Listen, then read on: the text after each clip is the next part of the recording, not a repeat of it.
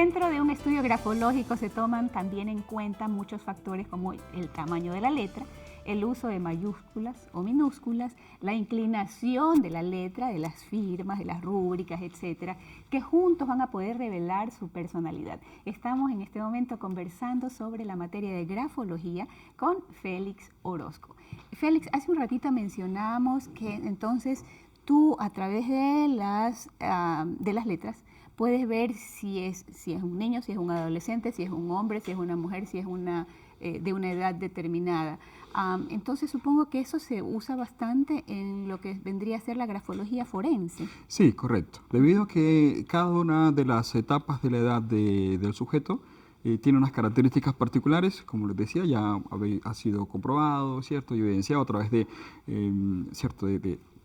varias herramientas científicas. Entonces están para mirar entonces los rasgos dentro de la forense. Por un lado está el aspecto de lo que se usa más común en la grafología, que es el tema de la veracidad y la posible falsedad de... Ya, o sea, cuando hablamos forense pienso tal vez en investigaciones, en criminología, en algo por el estilo. ¿A eso se refiere un poquito la Los forenses, hay dos matices. Por un lado está el tema de mirar los rasgos de un posible criminal. Ya. Se van a evidenciar. Y por otro, o sea, si la persona es un asesino en serie, un asesino por en decirte, serie, sí, por ejemplo, un violador. Un violador, exacto. Okay. Por ejemplo, tuvimos la oportunidad en el segundo Congreso Mundial de México que hicimos en Acapulco en mayo de este año.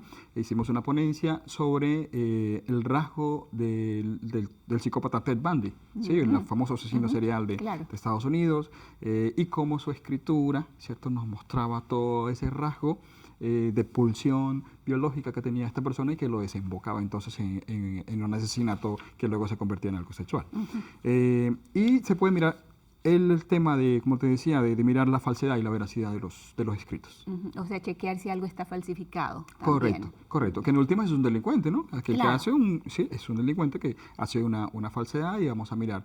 El primer matiz es si es veraz o es falso. Los términos es si es una firma dubitada o indubitada. La palabra dubitada viene de duda. De duda. ¿Sí? E indubitada es que no tiene duda. Es decir, la firma real es la indubitada y la dubitada es la falsa. Y por otro lado vamos a mirar de pronto las posibles características de la personalidad del falsificador. ¿Sí? Ahora, hablábamos de que si son mayúsculas, si son minúsculas, si te inclinas hacia un lado, si está más presionado o no, tiene algo que ver. ¿Hay alguna letra en particular que te dé más información que otra? Sí, hay unas letras que son las letras reflejas y las letras proyectivas. Las letras más importantes que podríamos ver dentro de un escrito es la letra I. La I de puntito. La I de puntico, correcto. Y la T. Porque la I, a pesar de que es una letra muy sencilla y tiene un rasgo muy mínimo que es el punto, precisamente ese punto es el que nos da una información muy amplia del sujeto. ¿Dónde pones el punto? Si el punto es bolita, si es por allá, si se te fue más arriba. Si es como capa, y la otra es la T como tomate. La otra es la T como tomate. ¿Por qué pasa con el punto en la I? La I es la persona, el trazo es el cuerpo y es el área conativa o acción, y el punto es la cabeza.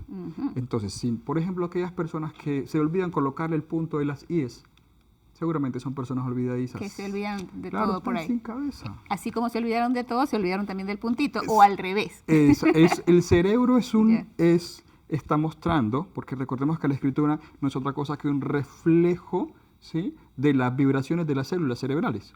Entonces, el cerebro simplemente está proyectando que se le olvidan las cosas al faltarle colocarle punto a la I. Y hay personas, en cambio, que tienen el punto de la I todo flaco, pero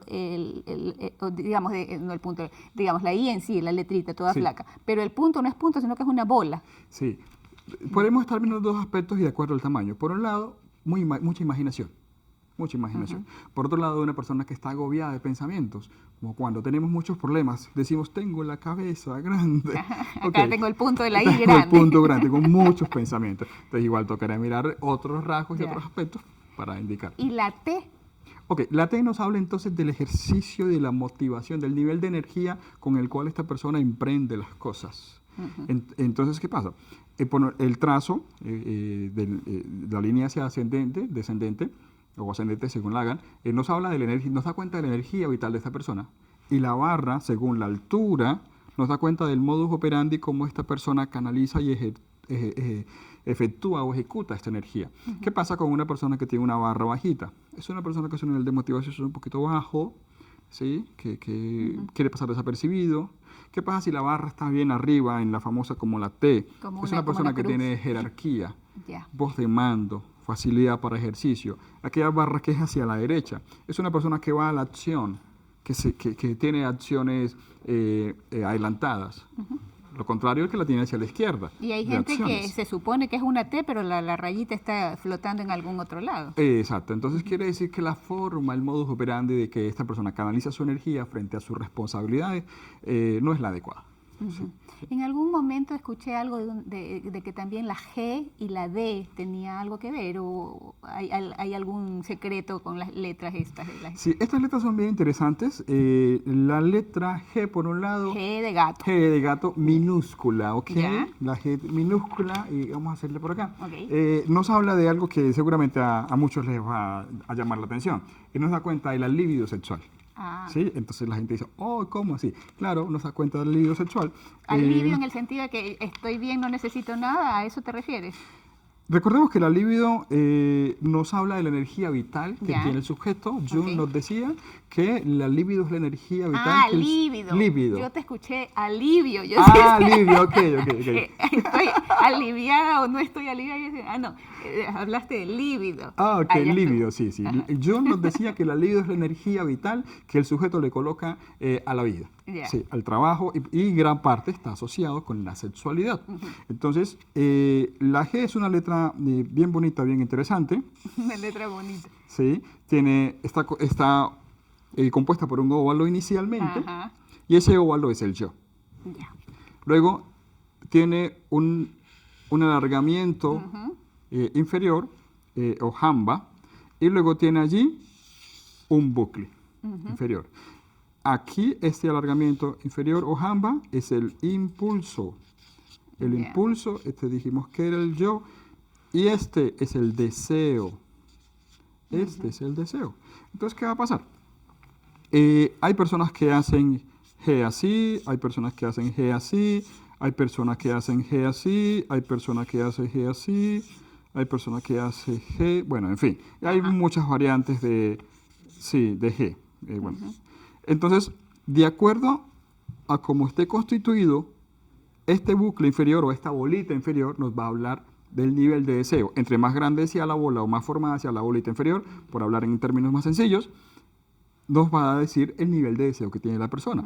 Es decir, que una persona que tiene esta G tiene menos deseo a una persona que tiene esta G. Pero puede ser que tenga menos deseo porque ya no tiene deseo, porque ya la pasó bien bonita. También, ¿o no? No. Es cierto, en la constante. Quiere decir que esta persona es posible que esté canalizando su libido o su realización o su satisfacción más en otras cosas que no es la sexualidad, como el trabajo, el estudio, canaliza, ¿cierto? Esa libido hacia otro lado. Mientras que estas personas sí la canalizan directamente hacia su vida sexual. Sí. Entonces, y cada una de estas G pues nos va a dar. Entonces eso también nos sirve, no, es que de verdad que hay que ponérselos antes antes de firmar el papelito de me comprometo para toda la vida hacerle un escrito grafológico con Félix Orozco. Yo les digo, escriba al gato le gusta la gata. Y ahí vemos la G como tal. Otro aspecto, como estamos hablando, que nos muestra la G, es el tema del posible homosexualismo o lesbianismo. O sea que también, así como puedes ver si la persona es hombre o mujer, se puede chequear medio si es que si hay tendencias. Si hay tendencias, cierto, si no es posible. Sí, por un lado está la G, entonces tendría que ser entonces una G estilo 8. Una G estilo 8. O sea que tal vez una confusión. Un exceso, porque estamos doblando esa carga de deseo, correcto. Si de pronto además es pastosa y se detiene a ennegrear alguna, ya inclusive es un tema de sexualidad perversa, ¿cierto? Porque se va a detener. Tenemos este rasgo, y el otro rasgo precisamente me estabas hablando. De la letra B. De la letra D de dedo. Ah, D de dedo. D de dedo, correcto. La letra D de dedo es otra letra bien bonita, interesante, que nos arroja bastante información, porque la letra D, por un lado, está compuesta igual por un óvalo, y dijimos que el óvalo era el yo. Y una ampa o alargamiento superior. Y entonces, en un aspecto nos da cuenta, primero, del yo, y el alargamiento superior nos da cuenta entonces de la creatividad. Sí, ahí nos está hablando. Creatividad. De la creatividad, ¿cierto? De la búsqueda de la creatividad, porque en la parte superior, según más Pulver, están las ideas, está la espiritualidad, ¿cierto? Bueno, y todo esto. Okay. Sí. Y por otro lado, entonces nos da cuenta de ese óvalo, el mundo femenino, ¿sí? Y el trazo del mundo masculino, correcto. Yeah. Tenemos un óvalo femenino y tenemos un trazo y Freud nos diría que es un falo. Un falo. Correcto. Entonces, ¿qué pasa con una persona que un chico que de pronto tenga una inclinación más hacia el mundo femenino? Ese falo va a ser más pequeño, mientras que ese óvalo va a ser más grande. Interesante. Sumado al otro rasgo de la G, ¿no? Ahora, si es una chica que posiblemente tiene una tendencia hacia el mundo masculino, va a ser lo contrario. Ese mundo femenino va a ser más pequeño y ese falo, bueno, aquí me quedó mal peruano, ¿cierto? Va a ser, ¿cierto?, más grande este falo, más remarcado. Y cuando hay un equilibrio, entonces estamos hablando de... Claro, tenemos un equilibrio de sujeción entre el mundo masculino y el mundo femenino. Todos sabemos que los hombres tenemos estrógenos, que pues es la hormona femenina, y todas las chicas también tienen testosterona, ¿sí? Pero entonces la idea es que haya un equilibrio entre el mundo masculino y el mundo... ¿Sabes qué sería interesante poder haber chequeado, por ejemplo, en el caso de las personalidades que han tenido cambios en su... hormonales debido a operaciones, por ejemplo, Kris Jenner, haberle chequeado antes y después. El antes y después, sería bastante interesante incluso para grafología. Correcto. Ahora, sí. Cuando estás aprendiendo grafología, supongo, habiendo aprendido en Colombia y después en Buenos Aires, obviamente estamos hablando de grafos occidentales. ¿Hay manera de que puedas más o menos tener una idea de la personalidad de la persona si alguien te presenta a ti grafos, por decirte, en árabe? Ok, sí. Recordemos que la grafología estudia la grafía. Cuando hablamos de grafía, hablamos de cualquier raya que hagamos, ¿sí? Inclusive no solamente con la mano, con la boca, con el pie. De hecho, uno de los padres de la grafología en España, Mauricio Sandró, hicieron un análisis cuando decían que no, que lo que escribe es la mano. No escribe la mano, escribe es el cerebro. Y tomaron una persona que escribiera con la mano, luego con la boca y con el pie, y más o menos todo igual. se arrojó los mismos matices, la presión, la dirección. Sí, por ejemplo, el corte, te coloco un ejemplo. Sí, tú estás enojada, ¿cierto? Muy enojada, así como cuando te enojas, ¿no? Y te dan un papel para que escribas. ¿Tú cómo escribes? Listo. Luego vamos allá a una chica árabe o a una chica japonesa, que la grafía de ellos es diferente, y es igual, está enojada, y le vamos a dar para que escriba. ¿Qué va a pasar? Vamos a encontrar los mismos elementos. Una presión, una dirección, unas puntas, unas características similares porque está expresando, es el sujeto, o sea, es el cerebro, sin importar el idioma que se está escribiendo. Por supuesto, para hacer un análisis grafológico de un texto árabe, pues me toca aprender árabe primero, porque no puedo confundir de pronto un gestotipo con una grafía o con una letra del abecedario de ellos. Claro. Sí. Y en idiomas como, por ejemplo, el hebreo o el árabe, que empiezan del otro lado, tal vez cambie el asunto de que si te vas más bien hacia la derecha es mamá y a la izquierda es papá, ese es igual. Eso es, recuerda que está marcado... Porque está marcado por el cerebro, no por el cerebro, escrito. Correcto. Y entonces, está basado en el aparato psíquico de Freud. Y los que son psicólogos, psicoanalistas o psicodinámicos en Oriente, igual estudian el mismo aparato psíquico allá, solo que en otro idioma, porque es que es el sujeto simplemente. Claro. Lo va a plasmar. Sí, porque me llamó la atención que cuando empezamos el programa dijiste de que en China habían hecho algo de grafología, entonces imagínate, o sea, cómo hacemos grafología en China si son diferentes los caracteres, pero más bien nos basamos en, ¿cómo se llama esto que me dijiste? El plano gráfico, el espacio gráfico. El espacio gráfico por un lado, por otro lado los géneros, es decir, la presión, la velocidad, la dirección, el orden, la inclinación, la forma.